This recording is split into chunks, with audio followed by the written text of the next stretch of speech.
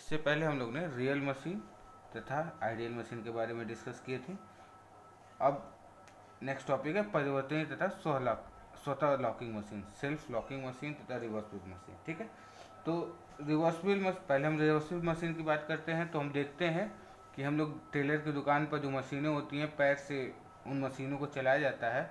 तो टेलर जब वो चलाता है, पैर से चलाते जाते रुक जाता है, लेकिन उसकी मशीन कुछ देर वो चलाता नहीं है, लेकिन कुछ देर तक वो मशीन चलती है और फिर अपने से रुक जाती है। ठीक है, तो मतलब कि कहने का मतलब है कि परिवर्तनीय मशीन वो मशीन होती है जिसपे जैसे एक भार उठाने वाला मशीन है, उसमें बिना प्रयास लगाए केवल भार के कारण वो विपरीत दिशा में चलकर कुछ कार्य कर सके, ऐसे मशीनों को हम परिवर्तनशील मशीन कहते हैं। ठीक है, मतलब कि जब दर्जी मशीन पैर से चलाता है, तो जब चलाता है तो जब वो पैडल से नीचे चलाता है तो साथ में उसके जो फ्लाईव्हील लगी होती है वो भी घूमती है, और जब वो चलाना रोक देता है तो कुछ देर तक वो फ्लाईव्हील घूमती है और फिर धीरे धीरे वो अपने से रुक जाती है। ठीक है, मतलब कि दर्जी कुछ समय बाद अपना भार नहीं लगाता है, वो भार सिर्फ और सिर्फ उसके पहले द्वारा लगाया गया भार के कारण जो मशीन चल रही है उस भार के कारण वो आके रुकती है। ठीक है ना, तो परिवर्तनशील मशीन हमारी क्या होती है कि जिस पर बिना प्रयास के, केवल हम प्रयास तब लगाते हैं जब हम मशीन को स्टार्ट करते हैं, उसके बाद हम प्रयास नहीं लगाते हैं।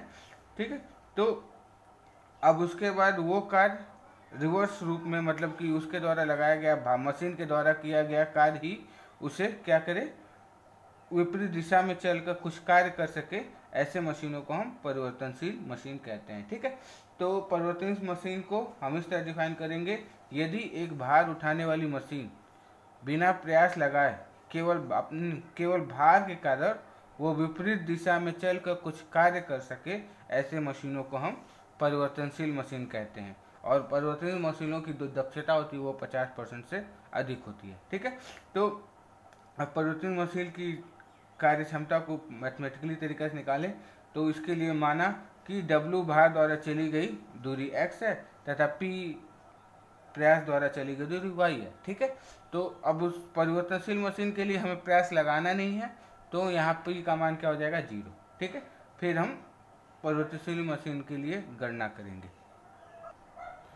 तो माना कि W भार द्वारा चली गई दूरी x तथा P प्रयास द्वारा चली गई दूरी y है। तो मशीन क्या इनपुट क्या होता है, प्रयास गुणे प्रयास द्वारा चली गई दूरी, और मशीन का आउटपुट क्या होता है, भार गुणे उसके द्वारा चली गई दूरी। ठीक है, तो घर्षण हानि क्या होगा, जितना हम इनपुट देते हैं और जितना हमें आउटपुट मिलता है उसका डिफरेंस, कितना लॉसेस हुआ घर्षण में, वो हो गया। ठीक है, ठीक, तो परिवर्तनशील मशीन के लिए प्रयास P का मान 0 रखते हैं, अर्थात जब हम लगाते हैं, जब हम इनपुट देते हैं तब तो प्रयास करेंगे, लेकिन उसके बाद हम रुक जाएंगे। ठीक है, उसके बाद जो वर्क होगी परिवर्तनशील मशीन में वो भार के द्वारा होगी। ठीक है, तो परिवर्तनशील मशीन के लिए P का मान 0 हो गया, तो मशीन का इनपुट,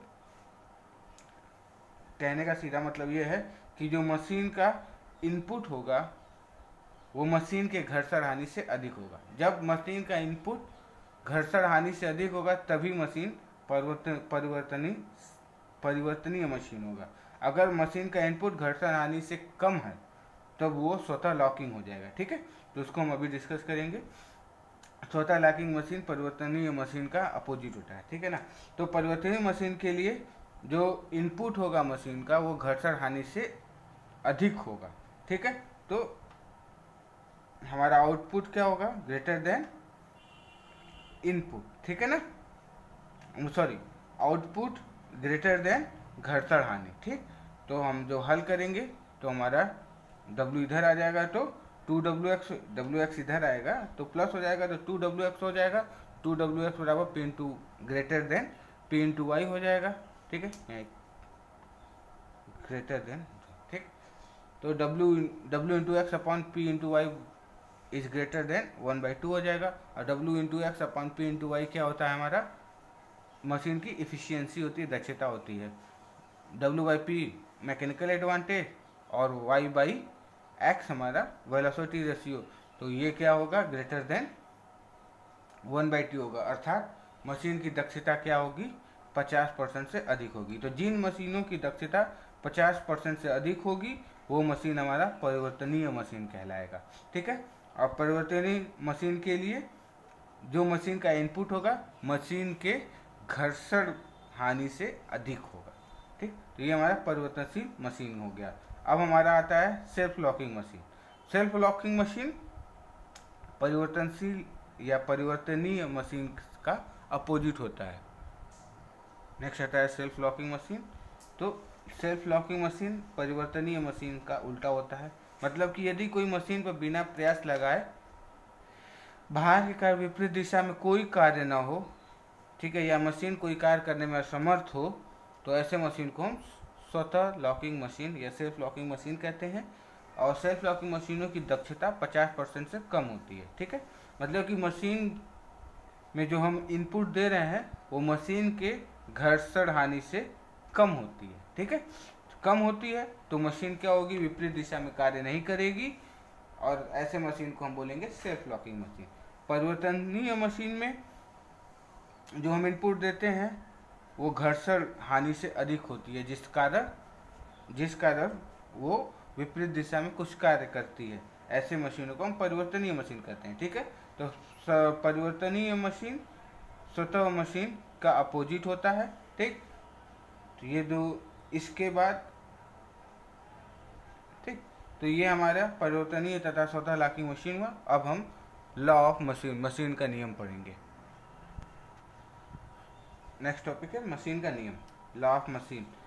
तो किसी मशीन पर हम कार्य करते हैं, तो जब कार्य करते हैं तो हमारा क्या होता है, भार उठता है। ठीक है, भार को उठाया जाता है। जब मशीन पर प्रयास लगाते हैं तो भार उठता है। ठीक है, तो जब प्रयास और भार के मध्य हम एक मैथमेटिकली रिलेशन बनाते हैं, गणितीय संबंध बनाते हैं, तो उसी गणितीय संबंध को हम मशीन का नियम कहते हैं। ठीक है, तो हम अगर आदर्श मशीन की बात करें तो हम जितना प्रयास लगाते हैं उतना ही भार उठता है। ठीक है, तो हम OX तथा OY एक लाइन खींचते हैं, निर्देशांक खींचते हैं। ठीक है, तो जहाँ OX भार को रिप्रेजेंट करेगा और OY प्रयास को। तो ठीक है, तो आइडियल मशीन के लिए जितना हम प्रयास लगाएंगे उतना ही भार उठेगा। ठीक है, कोई लॉसेस इसमें नहीं आएगा, जितना हम प्रयास लगाएंगे उतना भार उठेगा। तो एक सीधी लाइन प्राप्त होगा, 45 डिग्री पर एक सीधी लाइन प्राप्त होगी। ठीक है, तो OC लाइन एक आदर्श मशीन के लिए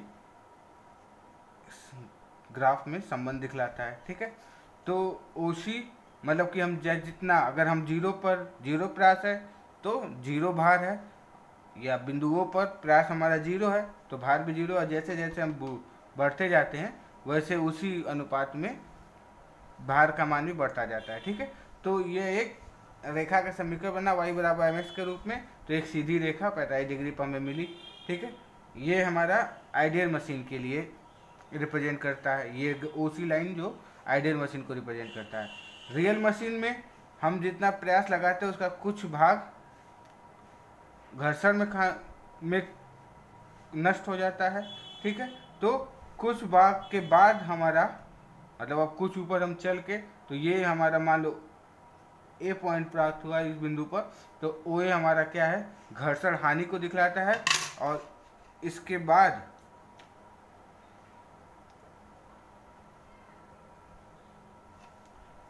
AB लाइन प्राप्त होती है। ये लाइन किसको रिप्रेजेंट करती है, रियल मशीन को। ठीक है, तो ये हमारा OC लाइन रियल को और OC लाइन आइडियल को और AB लाइन रियल को, और ये OA लाइन घर्षण में हानि को रिप्रेजेंट कर रहा है। घर्षण में हानि कितनी हो रही है, B माना गया, जो कि एक नियतांक है, ये होना ही होना है रियल मशीन के लिए, तो ये निश्चित है। और आइडियल के लिए B का मान 0 हो जाएगा। ठीक है, तो इससे हमें एक रेखा का समीकरण मिलेगा जो कितना होगा, P बराबर AW प्लस B। ठीक है, और यही हमारा क्या है, मशीन का नियम है। ठीक है, अगर हमारा हम आइडियल मशीन की बात करें तो b बराबर 0 हो जाएगा, ठीक है। और रियल की बात करें तो b का मान कंसिडर किया जाएगा ओ ए जितना होगा, ये ओ ए मान आपके घर्षण हानि को रिप्रेजेंट कर रहा है, ठीक है। घर्षण हानि कितना है b।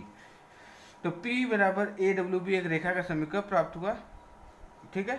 जब हम OC को कंसीडर करेंगे मतलब आइडियल के लिए तो B 0 हो जाएगा, तो P बराबर ए डब्ल्यू आ जाएगा। और जब हम रियल की बात करेंगे तो रियल हमारा कितना आ जाएगा, P बराबर ए डब्ल्यू प्लस बी, ये हमारा B ओ ए इसमें ऐड हो जाएगा, ठीक है। ए थीटा को दिखाता है, थीटा मतलब कितने झुक क्षैतिज से कितने अंश पर। अगर हम यहाँ पे करें इस पॉइंट पर लें तो इसका क्षैतिज झुकाव, इस पॉइंट पर लें तो इसका क्षैतिज से झुकाव, मतलब कि ए हमारा क्या है, tan थीटा, मतलब ढाल को रिप्रेजेंट कर रहा है, ओके। तो इस तरह हम मशीन के द्वारा जितना प्रयास लगाते हैं उसमें कितना घर्षण में हानि, ठीक है, कितना भार उठाया जाए, इसका हम पता लगाते हैं मशीन के नियम से, और इसका रिलेशन हमें प्राप्त होता है P बराबर ए डब्ल्यू बी, ठीक है। तो हम अब दो बिंदु लेते हैं P1। जब P1 पर प्रयास लगाया जाता है तब भार W1 उठता है, जब P2 प्रयास लगाया जाता है तो भार W2 उठता है। तो इन संगत बिंदुओं पर हमारा जो इक्वेशन है वो कितना आ जाएगा, P1 बराबर A W1 प्लस B, ठीक है। B उतना ही होगा क्योंकि ये रियल मशीन को रिप्रेजेंट कर रहा है, तो B नियतांक होगा। और A चाहे हम यहाँ खींचे चाहे यहाँ खींचे, क्षैतिज से इसकी थीटा का मान क्या हो जाएगा, समान ही रहेगा। तो A का मान इस रेखा के किसी भी बिंदु पर A का मान क्या हो जाएगा, नियत रहेगा, ठीक है। तो P1 पॉइंट पर हमारा जो समीकरण आ जाएगा वो कितना आ जाएगा, P1 बराबर ए W1 प्लस बी, और P2 के संगत अगर हम मशीन नियम निकालें तो ए W2 प्लस बी, ठीक है। तो इस तरह हम किसी भी पॉइंट पर कितना प्रयास लगाने पर कितना भार उठेगा इसका मान हम निकाल सकते हैं मशीन के नियम के द्वारा, ठीक है। तो इस तरह ये मशीन का नियम हुआ। अब नेक्स्ट टॉपिक है घर्षण में खर्च हुआ प्रयास। तो घर्षण में खर्च हुआ प्रयास में जब हम आइडियल मशीन की बात करेंगे तो घर्षण में कोई खर्च नहीं होगी, कोई हानि नहीं होगी। लेकिन जब हम रियल की मशीन की बात करेंगे तो बी उसमें खर्च आ रहा है, ठीक है। तो अगर हम देखें तो ग्राफ में ST पॉइंट जो है वो हमारा क्या है, घर्षण में खर्च हुआ प्रयास का मान रिप्रेजेंट कर रहा है, ठीक है। ST जो है वो किसको रिप्रेजेंट कर रहा है, खर्च, जो घर्षण के विरुद्ध किया गया कार्य है वो कितना है, ST है, ठीक है। तो ST का मान अगर हम निकाल लें तो वही हमारा घर्षण में खर्च हुआ प्रयास का मान होगा, ठीक। तो ST का मान निकालेंगे तो ST यहाँ से T की वैल्यू पता, यहाँ से RS की वैल्यू पता, मतलब इस पॉइंट को हमने R माना तो RT हमें पता, RS हमें पता, तो TS का मान हमें निकल जाएगा, ठीक है। तो घर्षण में खर्च हुआ प्रयास का मान कितना हो जाएगा, घर्षण में खर्च हुआ प्रयास को ST रिप्रेजेंट कर रहा है, ठीक है। तो ST बराबर कितना हो जाएगा, TR माइनस RS, ठीक है। ये हमें पता है, ये हमें पता है, ठीक है। तो ये ST दूरी हमें पता हो जाएगी और यही ST दूरी क्या होगी, घर्षण में खर्च हुआ प्रयास होगा, ठीक है। तो इस तरह मशीन का नियम यहाँ कंप्लीट होता है। अब नेक्स्ट वीडियो में हम लोग भार उठाने वाले मशीन के बारे में अध्ययन करेंगे, ठीक है। तो भार उठाने वाले मशीन आपके कोर्स में निम्न है, आपके भार उठाने वाली मशीन है उत्तोलक, lever, pulley, simple wheel and axle, differential wheel and axle, worm wheel, screw jack, ठीक है। तो इसके लिए हम अध्ययन नेक्स्ट वीडियो में करेंगे। अभी हमारा मशीन का नियम यहाँ पे कंप्लीट हुआ, ठीक है। तो ये हमारा मशीन का नियम है। अब नेक्स्ट वीडियो में हम लोग उत्तोलक की बात, लीवर की पर डिस्कस करेंगे।